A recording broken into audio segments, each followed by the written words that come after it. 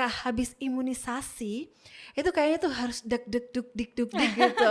Karena kadang tuh bayinya rewel, bayiku demam, terus pokoknya tuh nangis gitu setiap habis imunisasi.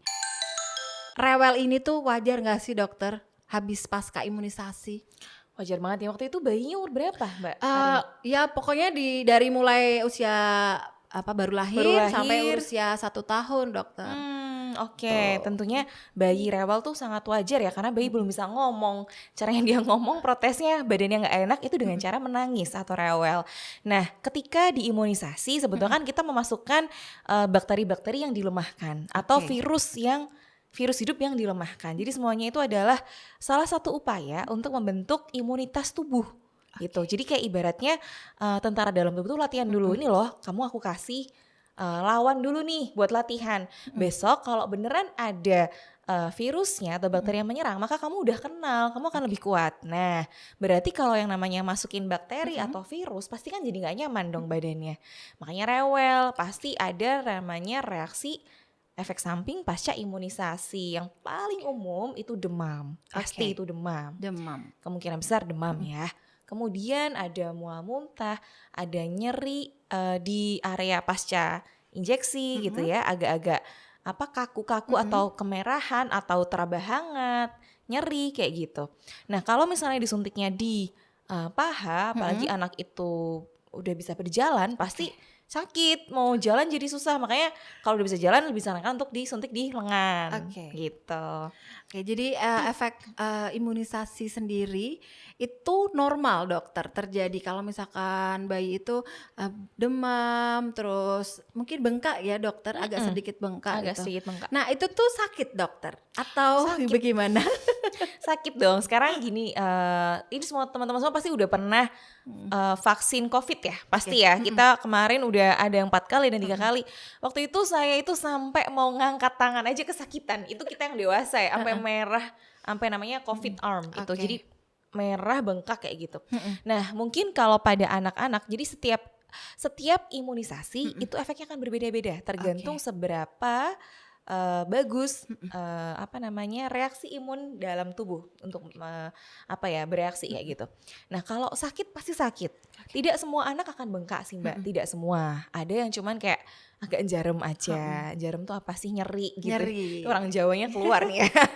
Agak nyeri-nyeri gimana, agak keras-keras pegel-pegel gimana, gitu dokter ya. Pegel gimana gitu. Terutama kalau yang BCG ya, yang pas 1 bulan itu ada namanya imunisasi BCG untuk mencegah tuberkulosis paru. Nah, itu justru timbul bisul.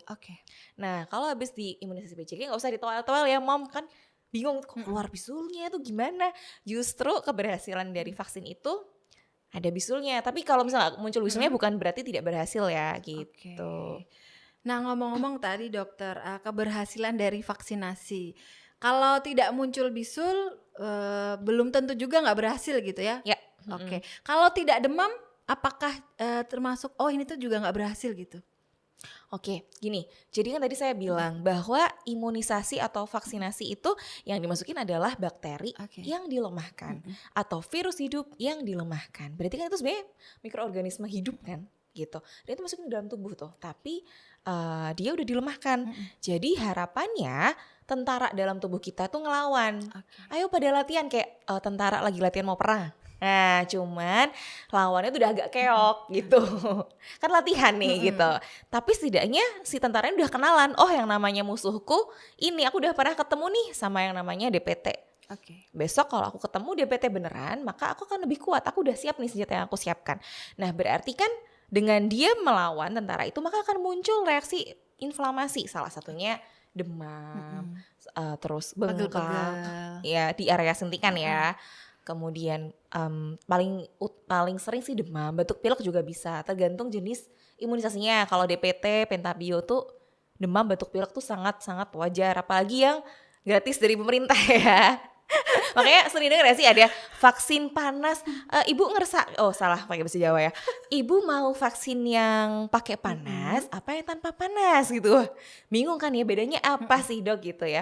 Jadi kalau vaksin yang pakai panas itu semuanya wholesalernya dimasukin tuh ke dalam komponen imunisasi. Kalau vaksin. yang tanpa panas, nah ini yang mahal nih yang ada di dokter anak ya. Saya nggak sebut merek, pokoknya itu yang jenis vaksin Pentabio ya di PT. Itu hanya komponen yang dibutuhkan aja, yang dimasukkan. Efektifnya mana dok? Sama-sama efektif. Tapi kalau yang dari pemerintah namanya juga gratis. Ya, siap-siap mamah papahnya begadang, anaknya rewel, demam, batuk pilek. Nah, udah itu aja. Jadi jangan bingung, dok lah. Kok anak saya jadi apa? Bidan, kalau di puskesmas bidan ya. Kok anak saya jadi demam, batuk pilek gimana nih? Malah bingung kan, dikiranya waduh. Imunisasi tujuannya biar sehat, kok malah sakit gitu. Ya, terus jadi apa nyesel mungkin. Nah, itu kurangnya edukasi di awal. Makanya harus edukasi di awal gitu ya. Oke, berarti untuk efek demam ini sendiri itu normal terjadi. Normal banget. Kalau misalkan tidak demam pun itu berarti antibodi tubuh bayi kita itu oke gitu. Berarti. Benar banget. Oke ya. Dan kalau misalkan bayi kita rewel nih dokter, rewelnya kan macam-macam. Tadi karena disebabkan batuk, mungkin panas, mungkin pegel-pegel, nyeri. Pokoknya nggak karuan tubuhnya baby kita. Kita sebagai orang tua itu harus ngapain aja dokter? Oke.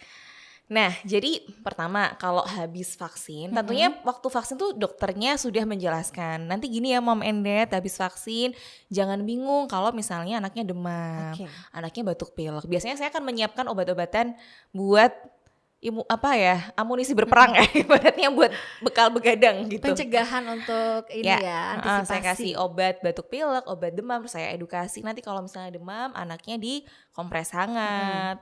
Kompres jangan air dingin ya, air hangat. Karena kalau kita kasih air dingin, tubuh membacanya tubuhnya berarti dingin nih, maka akan dinaikkan suhunya, malah tambah demam. Gitu. Makanya harus pakai air hangat dan ditaruh di pembuluh darah yang besar, di dahi, leher, ketiak, di lipatan paha kayak gitu, atau diberikan longgarkan pakaiannya, diberikan cairan gitu.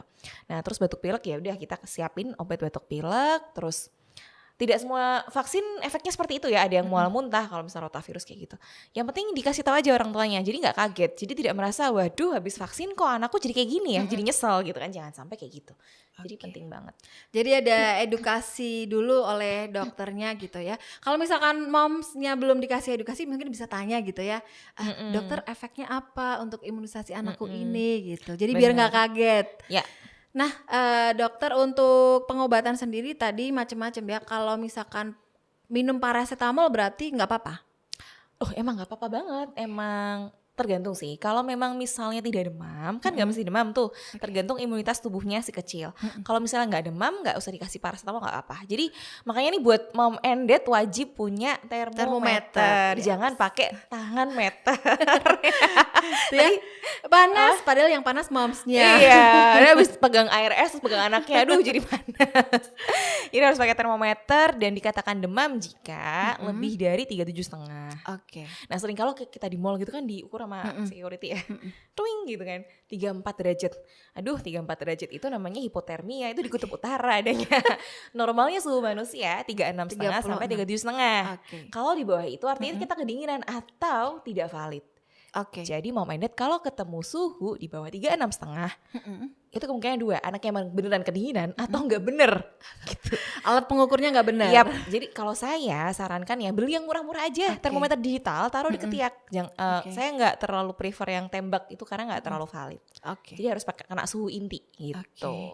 Jadi untuk moms dan paps pastinya sediakan termometer. Jadi ketika anak kita demam tuh ukurannya jelas ya dokter, bukan ukuran tangan meter. Tangan meter. Nah, tadi dokter bilang bahwa boleh dikompres dengan menggunakan air hangat. Ya. Seberapa penting kompres itu, dokter? Tujuan kita kan untuk menurunkan suhu tubuh ya yang terlalu tinggi. Intinya anak kecil itu kalau demam itu bahayanya kejang sampai umur 5 tahun. Dan tentunya bikin gak nyaman dong. Siapa sih yang, kita juga pernah demam ya, rasanya gak enak ya. Nah, maka segera turunkan suhunya. Dengan cara apa? memberikan obat penurun panas. Makanya tadi harus diukur suhunya. Kalau panas, ayo cepet-cepet kasih obat paracetamol setiap 4-6 jam sekali. Kasih kompres hangat di pembuluh-pembuluh darah besar, di dahi, ketiak, lipat paha, lipat ketiak, terus di perut juga bisa ya. Terus longgarkan pakaiannya nih, yang sering salah, sering kali malah dibungkus anaknya, diselimutin. Nah, justru panasnya nggak bisa keluar, kepungkep ibaratnya orang Jawa bilang ya. Jadi justru berikan pakaian yang longgar, longgarkan pakaiannya tipis aja, supaya si panas itu bisa keluar ya, secara radiasi gitu. Nah mengenai ini dokter, mitos-mitos abis imunisasi, nggak usah dimandiin deh, biar nggak panas tubuhnya. Nah untuk memandikan bayi sendiri itu sebenarnya boleh nggak sih dokter pasca imunisasi itu? Mandi itu adalah satu hal yang wajib ya, satu kebutuhan sih, bukan boleh atau enggak, emang harus gitu. Jadi nggak peduli mau sakit itu pun, kalau saya di rumah sakit akan edukasi, Bu, anaknya tetap dimandiin, tapi dengan cara sibin, misalnya dengan air hangat, nggak juga langsung gebiar-gebiur pakai air dingin juga ya gitu. Jadi definisi mandi itu sebenarnya kita menjaga personal hygiene gitu. Tapi dengan cara apa? Tidak harus dengan air dingin seperti layaknya anak yang sehat gitu. Kalau anak bayi kan berarti kan dia memang sebaiknya di sibin ya. Sibin itu berarti pakai waslap. Pakai waslap, dikasih sabun ya. Ada beberapa jenis sabun yang dengan apa tadi? Non-SLF. Nah, non-SLF, dan pokoknya tidak mengiritasi kulit bayi, karena kulit bayi sangat-sangat sensitif gitu. Nah, terus setelah diberikan sabun secukupnya, kemudian jadi siadakan ember ya, ember atau baskom gitu, isinya air anget, tapi jangan panas juga ya, nanti nyelomot nanti. Suam-suam kuku dokter. Ya, nanti dicek dulu. Kalau kepanasan nanti jadinya melonyoh nanti ya kulitnya. Jadi secukupnya aja. Kalau anget langsung ya udah dibersihin. Tuh yang bolot-bolotnya dibersihin tuh, yang di sini semuanya gitu. Gitu. Jadi untuk memandikan bayi saat bayi kita sakit atau pasca imunisasi itu boleh-boleh aja, sah-sah aja ya dokter. Boleh banget. Supaya takutnya nanti kalau bayi kita sakit, kuman bakteri di tubuhnya kalau nggak dibersihkan bisa jadi penyakit malah baru ya dokter. Di situ. Jadi emang kalau namanya mandi itu kan kita mau mengangkat kulit-kulit sel-sel yang mati, termasuk kuman, bakteri yang nempel kan. Entah anaknya habis goler-goler di tanah gitu kan. Kalau bayi belum ya, merangkak lah ya, merangkak udah nempel lantai kan kotor. Itu kita harus bersihkan badannya dari kotoran. Tuh ya, dokter, Doodle Exclusive Baby Care ada Doodle Baby Gentle Wash tuh. Wow. Sebagai salah satu solusi memandikan bayi saat sakit. Doodle Baby Gentle Wash, The Sibin Adult Method. Wow. Metode mandi bebek dokter. The Sibin ya. The Sibin. Ya, ini jadi bisa digunakan dokter ketika anak kita lagi sakit, atau mungkin bayi baru lahir gitu kan, dokter butuh mandi dengan teknik Sibin, nggak perlu jebur-jebur. Iya gitu. Benar, nggak usah jebur-jebur pakai air dingin ya, bisa pakai waslap. Jadi tadi caranya sabunnya dioleskan dulu ke seluruh tubuh, terus nanti yang kedua waslapnya yang isi ember air hangat bisa dilap-lapkan gitu, lembut-lembut aja dengan handuk basah gitu. Ya, handuk basah. Dan dokter, kalau misalkan gitu ya, ada muncul tanda-tanda pasca imunisasi, kapan sih kita itu harus ke dokter gitu? Jadi tanda-tanda kegawatan yang ini tuh benar-benar harus diperiksakan ke dokter. Oke, makanya ini ya, kalau habis imunisasi biasanya nggak lanjut langsung pulang. Biasanya kan diobservasi dulu tuh 15-30 menit. Untuk apa? Untuk melihat reaksi KIPI, kejadian imunisasi kejadian ikutan pasca imunisasi atau KIPI. Nah, biasanya yang paling berbahaya itu terjadi reaksi alergi yang berat. Nah, shock anafilaktik sebutannya dalam bahasa kedokteran. Apa aja tuh dok? Bengkak mukanya, terus nggak bisa nafas, sesak nafas, terus kemerahan seluruh tubuh. Nah itu berarti benar-benar perlu satu kegawatan dalam bidang medis, jadi harus segera mendapatkan penanganan. Nah terus kapan? Tadi pertanyaannya kalau udah pulang ya, berarti kan udah pulang, berarti kan mestinya udah lulus tuh yang 30 menit observasi. Ya udah, kalau misalnya memang Mom and Dad merasa anaknya kok demam tinggi ya, udah dikasih penurun panas nggak turun-turun, mungkin batuk pileknya sampai sesak nafas gitu, sampai anaknya juga lemes-lemes, penurunan kesadaran mungkin. Anak bayi itu penurunan kesadarannya cukup dengan yang biasanya aktif jadi nggak terlalu aktif, nggak mau minum, itu udah mungkin agak ngantuk-ngantuk. Ngantuk-ngantuk itu jangan dianggap bobo loh ya. Jadi kadang-kadang orang tua nggak ngerti bedanya gitu. Jadi pasti punya feeling kok, ini anakku kenapa ya kayak gitu Pak. Kalau misalnya Mom and Dad ngerasa ada something wrong, ada sesuatu yang salah, silahkan segera bawa ke IGD kalau tengah malam ya. Kalau emang jam prakteknya dokter anak ya nggak apa, bawa ke dokter anak gitu. Oke. Berarti sebagai orang tua nih pasca imunisasi tetap harus waspada dan mengontrol kondisi bayinya begitu ya Benar dokter. banget. Dan tadi jangan takut untuk memandikan bayinya ketika demam atau lagi sakit pasca imunisasi. Justru harus dimandikan supaya kuman-kuman tuh hilang semuanya. Baik, terima kasih dokter Aisyah ya. Begitu ya. Mungkin ada pesan untuk moms dan dad, mom dan pops dokter. Oke. Gini ya buat mom and dad di seluruh Indonesia yang mendengarkan podcast bersama Dudel kali ini, pentingnya imunisasi untuk menjaga kesehatan si kecil. Kalau si kecil biar gak sakit-sakitan, biar sehat-sehat terus, nah itu bentuklah benteng pertahanan tubuh yang baik dengan cara penuhi status imunisasinya, lengkapi status imunisasinya. Dan kalau misalnya setelah imunisasi demam atau ada reaksi tertentu, jangan ragu untuk bawa ke dokter. Dan juga mandi ya, ini yang sering lupa. Kalau anaknya lagi sakit, kalau anaknya emang habis imunisasi, bukan menjadi alasan untuk tidak mandi ya. Karena sekarang udah ada sabun yang bagus tadi ya. Jadi tanpa air pun itu sudah benar. Bagus. Tapi ya kalau bisa dikasih waslap juga untuk ngilangin bolot-bolot kuman-kuman yang nempel di badan. Bersihinnya nggak asal ya, semuanya termasuk di kelamin juga.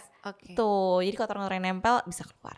Begitu, semoga bermanfaat ya. Sampai jumpa di episode Dudel selanjutnya. Terima kasih dokter Aisyah. Sama-sama. Bye-bye, Mom. Dadah.